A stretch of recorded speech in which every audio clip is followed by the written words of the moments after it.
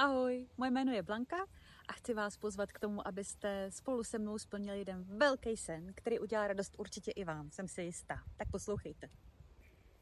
Já jsem doposud tvořila úplně čistou rostlinnou a naprosto božskou kosmetiku s láskou Emily, ale bylo to jenom takový zájmový. Ale teď se stane jedna velká věc a to ta, že se s láskou Emily promění na rostlinku a dostane se oficiálně právě mezi vás. Moje kosmetika je úplně unikátně vyvíjená právě mnou a je vyvinutá jenom z toho nejlepšího, co vám může příroda dát.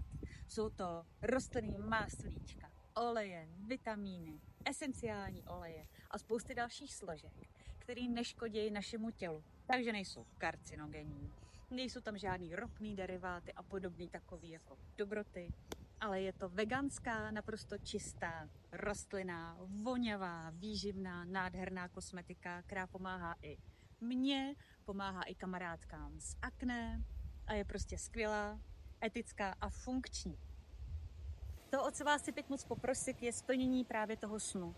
Chtěla bych, aby se s láskou Emily stalo už opravdickou značkou a to je rostlinka. Rostlinka bude postavená na všech těch mých dosavadních recepturách a ještě dál vylepšená a ozvláštněná. Dál bude mít svoji perfektní kvalitu, bude jenom z těch rostlin a čistých, neškodících látek a já bych chtěla, abyste se nadchli tak jako já pro moji kosmetiku, která je mnou milovaná už dlouho a je funkční.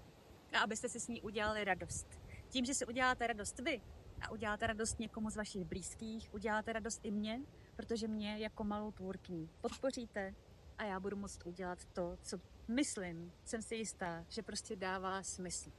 Děkuju.